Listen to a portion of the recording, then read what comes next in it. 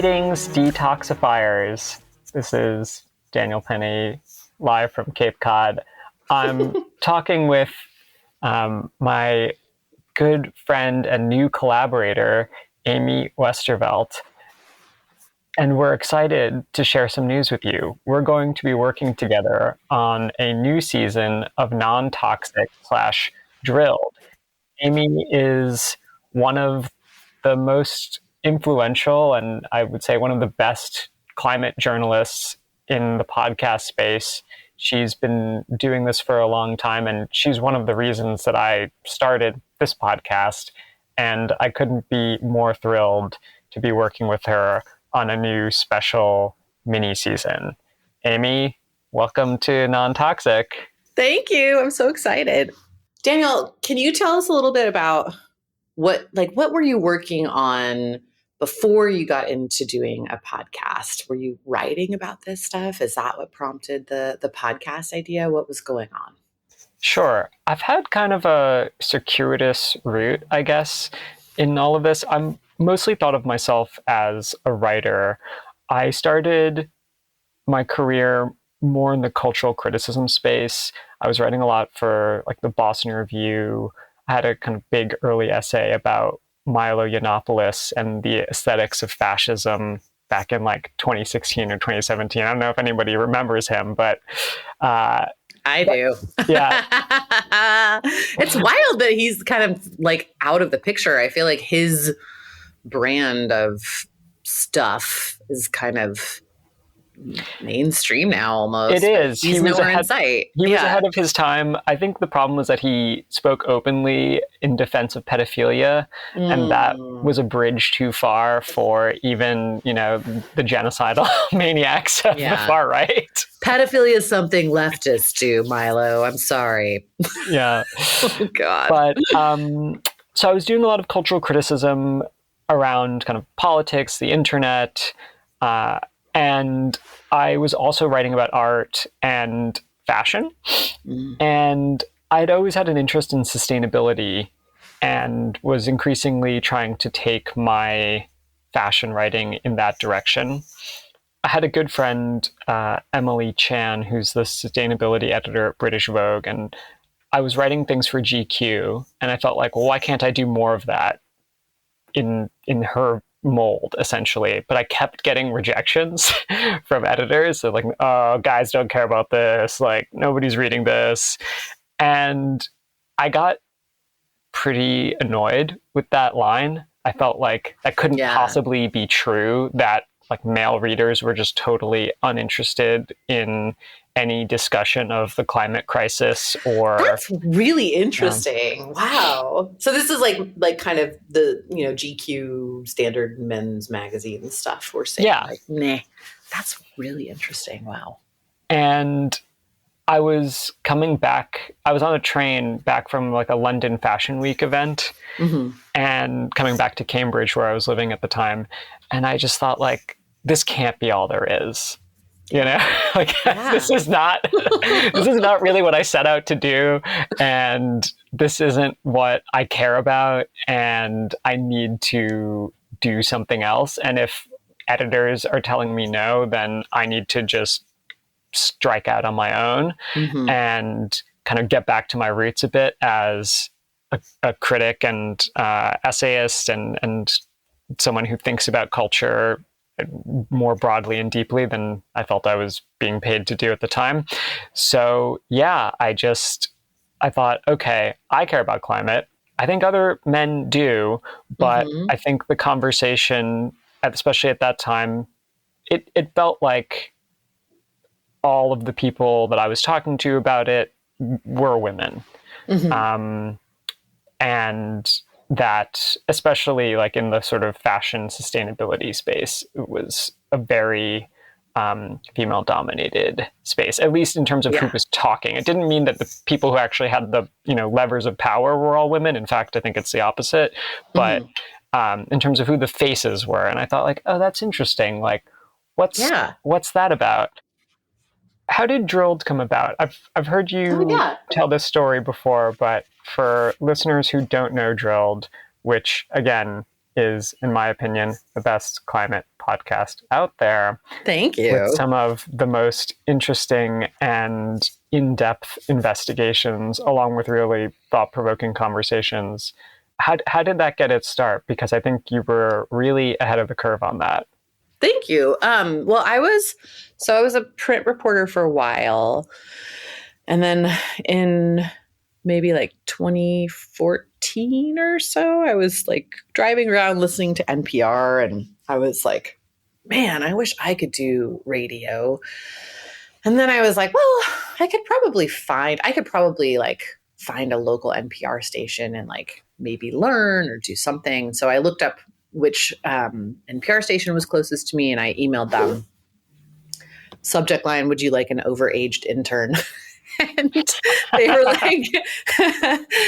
like, yeah, actually, usually it takes us longer to like train people in journalism than it does in using audio equipment. So like, yeah, come on in. You can like do an internship for a month and we'll see how it goes. So I did that, and they taught me how to use audio.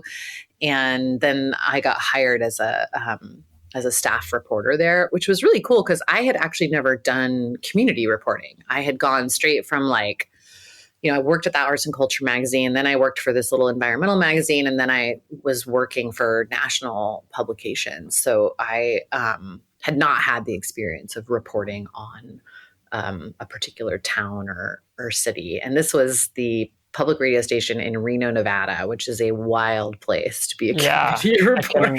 I can imagine. That's some colorful characters. Very interesting place. And at that time, it was like, the whole more recent explosion of podcasts around Serial, like that had sparked all of these cool narrative podcasts, and everybody was like, kind of trying to come up with, narrative ideas for podcasts, but there was nothing in the environment or climate space, which I thought was really weird because, there are a lot of stories in the climate world, and all of the podcasts that existed were sort of like policy conversations or like energy and tech conversations, and nothing that was really narrative. So pretty wonky.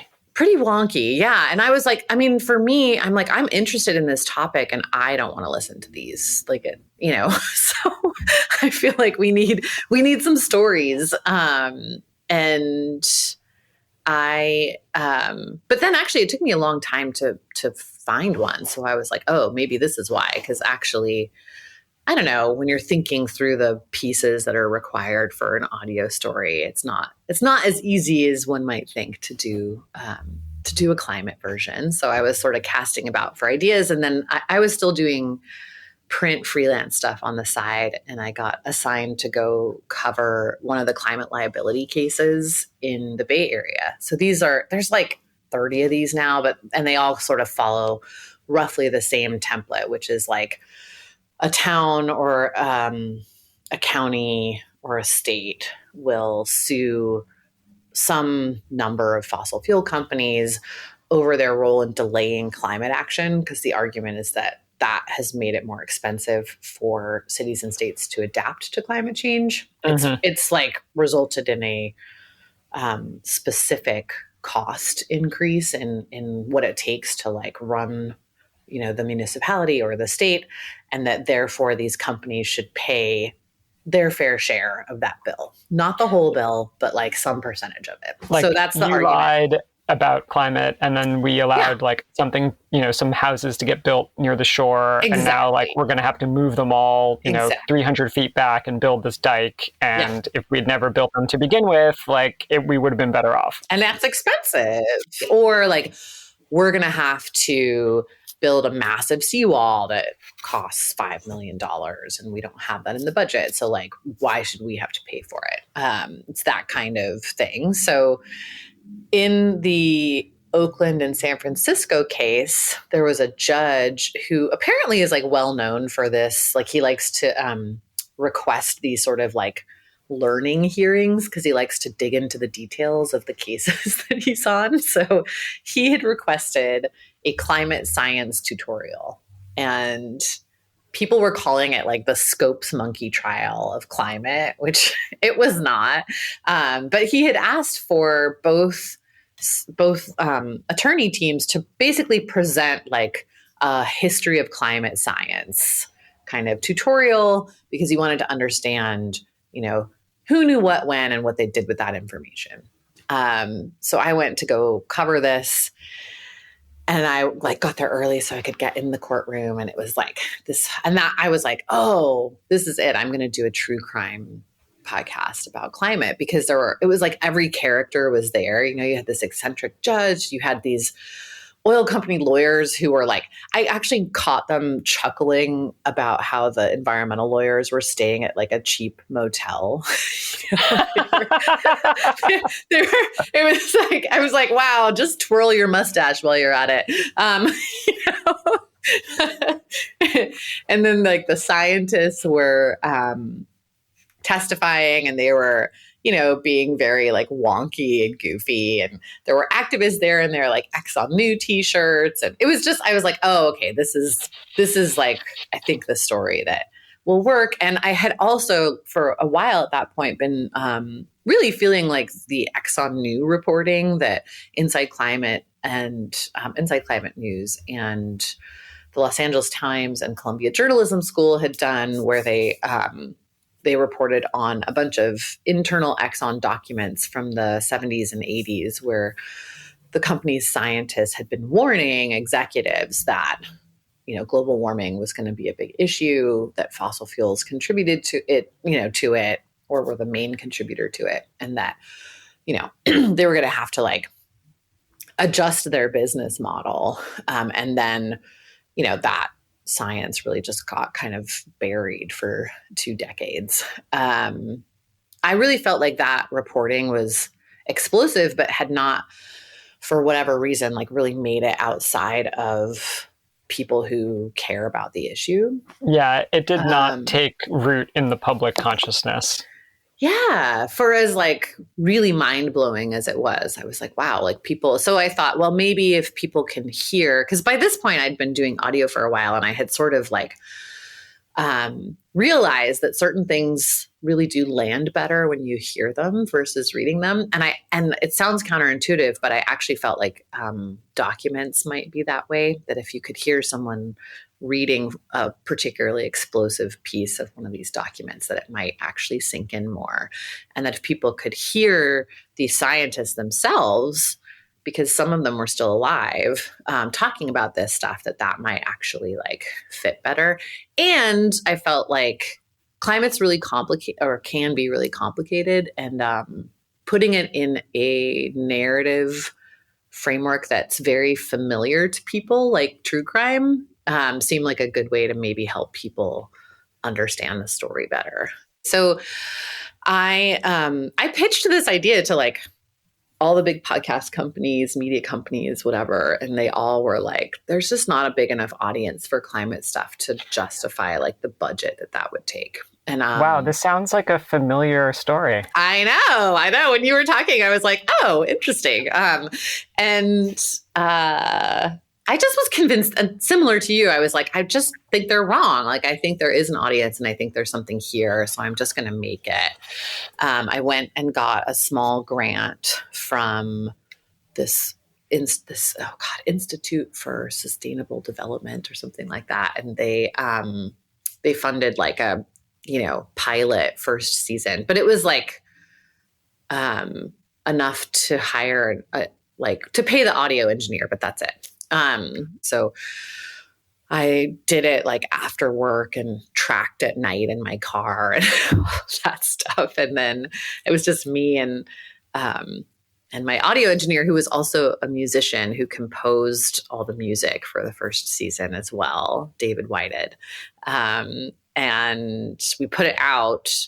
And because I had worked on another podcast before that with a colleague of mine at the Reno Public Radio Station, where we had done like a stories of the West kind of narrative podcast. And we were like young, ambitious podcasters. So we had gone to all these like early days podcast conferences and had met some of the people at like Apple and Spotify and whatever. And at that time, it was like kind of still small enough that you could just be like, hey, we met at Podcast Movement and like, here's our new show that's coming out in case you want to feature it or whatever. So we did that. And Apple ended up featuring Drilled when it came out. And we got amazing, like 1 million listeners in our first season. So I was like, there is an audience, sirs.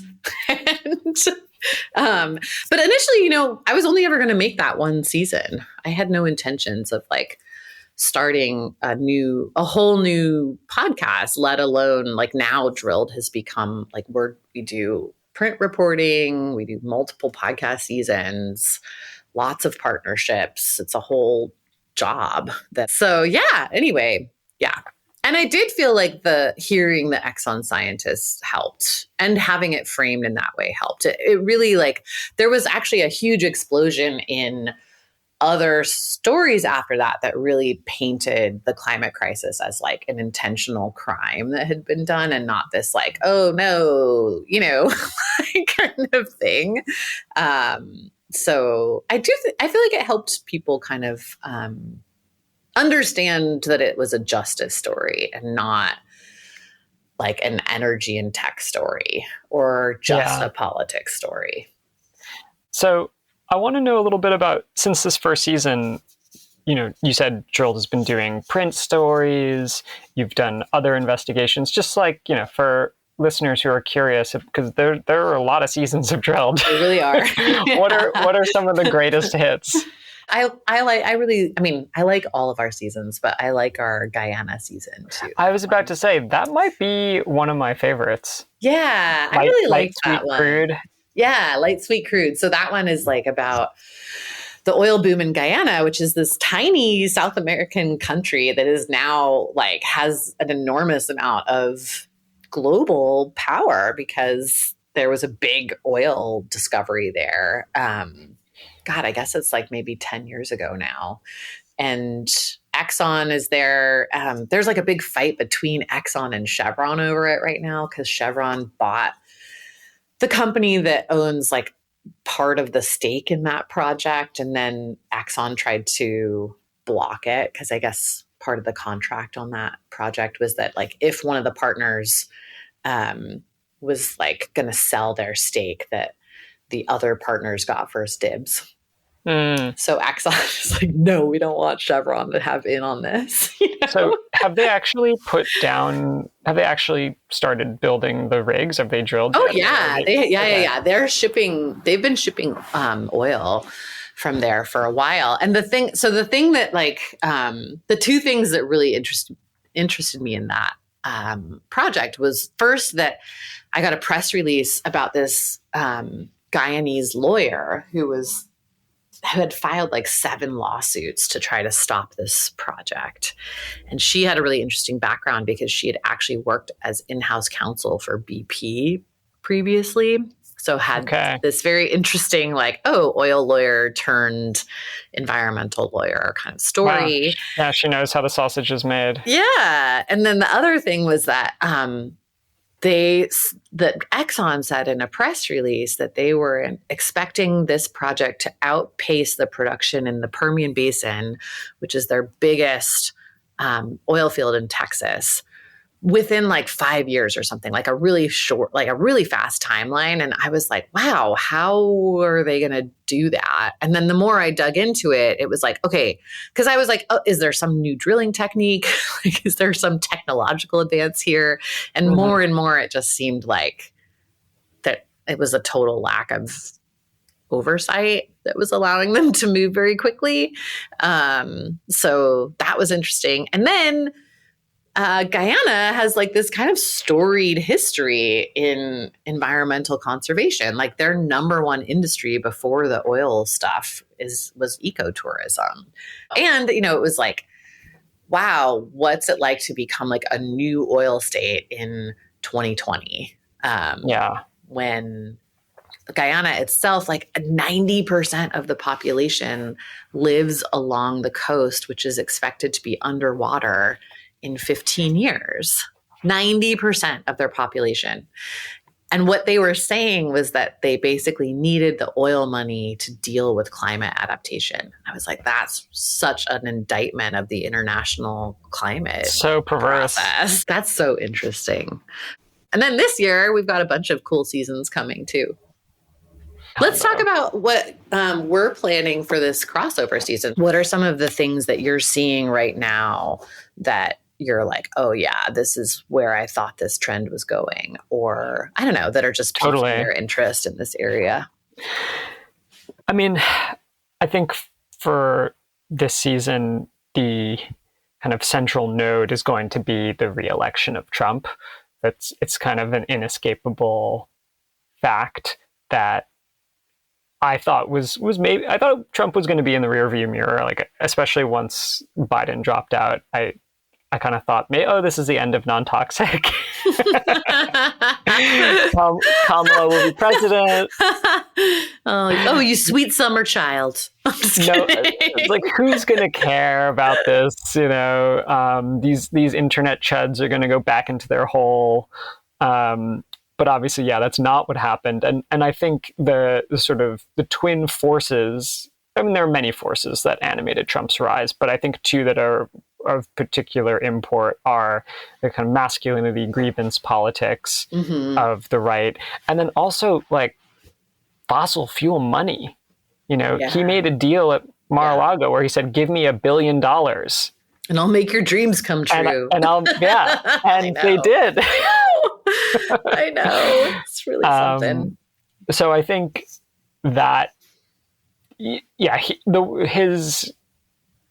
his administration kind of brings together in human form and through its policies, its war on the so-called gender ideology and DEI, its war on environmental regulations, its complete gutting of the EPA. They very much understand that project as being intertwined. They want to go back to an era when men were in charge and the economy ran on fossil fuels. And they see those two things as being kind of mutually constitutive. We're going to talk about that this season with Kara Daggett and doing an episode on petromasculinity, which is this concept she coined. But I think, that for me is kind of the inescapable fact that these things are very much like a singular ideology. Yes. And they need to be understood together. I think also something that has been a thread throughout my work is that, the kind of climate denial or climate refusal often takes kind of uniquely masculine forms. So things like needing to drive a huge pickup truck. The obsession with meat, which is a huge contributor to the climate crisis. But like a lot of the signifiers of contemporary masculinity are totally bound up in kind of profligate environmental destruction in one way or another. I guess that we have to try to untangle if we're going to kind of change social norms around and build consensus around climate action. I think, one of the things that I started with was a premise from Steve Bannon that politics is downstream of culture. And I thought, okay, well, like what are the cultural factors that are kind of producing this, either political inaction or, and now at this point, like political rollback of so many of the sort of protections that we thought we had, and how are we going to fight that battle? Like, it's not just a matter of coming up with the right policy. And I think that it has to be, this is an analysis that ultimately is oriented towards some kind of political action. Right. And also, like, I'm a man, in case listeners hadn't figured that out yet. And admin reveal. And I think a lot about kind of what masculinity has become. You know, we've lived through the Me Too era, and now the complete reversal of the Me Too era. And I see, I've seen kind of the backsliding on Gen Z. I thought that I've been calling it the You Too era. yeah. It's been so disheartening to see younger men drift into this right-wing, anti-feminist, anti-environmental, just kind of anti-everything. I mean, it's a kind of deeply nihilistic, reactionary position. And how are we going to undo that? How are we going to move forward on that? We need a real reckoning with the social, economic, psychological, gendered conditions in our culture that are priming the pump for this situation. Yeah. I feel like I have been on my soapbox about this thing that for the folks who are anti-climate action, it always goes along with, anti equity of all kinds, gender, racial, class, whatever. Being very anti-LGBTQ, anti-labor. It's all kind of bundled together. I talk about it as the right actually being way more intersectional than the left at the moment. Yeah. And I'm we need to realize that these things are always going together. And then on the culture side, kind of similar to how Steve Bannon has talked about this, I did, for part of the book research, I went to an archive of this big network of conservative think tanks. It's called the Atlas Network, which we talked about them in our season 10, another favorite season actually, which we talked about something else that's become really present in our moment, which is the criminalization of protest, and particularly how environmental protesters have been an early target of that stuff and how that worked and everything else. And the Atlas Network think tanks, which include a lot of the groups that were involved in Project 2025, for example, Heritage Foundation, all the Koch brothers foundations, they're all up in there. But in this archive, I was looking through, a bunch of their founding documents, even before they officially existed, in the late 70s and early 80s as they were getting going. And they're very, very clear about this idea that they are not trying to put forth or achieve any particular policy, that their job is to sort of seed the cultural and intellectual soil in which future policies can take hold. And I just don't think that there has been any kind of similar effort on the left or progressive side of things. I think a lot of people who are creatives or who work in culture have tended to be progressive, and therefore maybe some of those ideas have found their way into culture. But I don't know that there's been this super concerted, well-funded, long-term effort in the way that's not sure if you ask Tucker Carlson. I know the globalists. So I don't know. Anyway, I do think that people at least the sort of political funders and foundations and stuff that I've had a window into, they're very policy focused. It's they fund campaigns, and they fund campaigns pegged to specific policy outcomes that they want, but they really do not do. I mean, you can see it in the climate space right now. All the foundations are just now kind of being starting to use this word narrative change a lot, and I'm oh my God, you guys are 50 years behind, so anyway, it is interesting to me, how all of that intersects together. And I think that, similarly, I don't know that you end up with the masculinity backlash thing that we're seeing now in the absence of this whole disinformation ecosystem. There's so much being done to really pull people into that. I mean, there's underlying drivers too, but yeah, I don't know. I don't know that it would be so rampant and so effective without all of the like kind of disinformation tools too. Yeah. And I think specifically the valence of gender is so powerful. It's for many people the most core aspect of their identity. And if they feel that something like climate or any number of other so-called progressive ideas is threatening that, then it's like a primal protection thing. Yeah, how can the most important thing that you have to defend it? That thing that is the most basic part of who I am is being taken away from me or destroyed. Right. I can't allow that to continue. Right. Well, I could talk to you about this stuff for hours, which is why we're doing a whole season. Yes. I'm very excited. I'm so excited to be collaborating with Drilled. And for everyone listening now, I'll be doing a few bonus episodes in the next few months, but the release of our show, look out for it this summer. It's going to be, we think, a 6-part miniseries. Yep. So it should keep you going through those long road trips. And just stay tuned. Thanks for listening to this episode of Non-Toxic. As always, I'm your host, Daniel Penny. Our music is by Nathan Sharp, and our artwork is by Sam Creasy.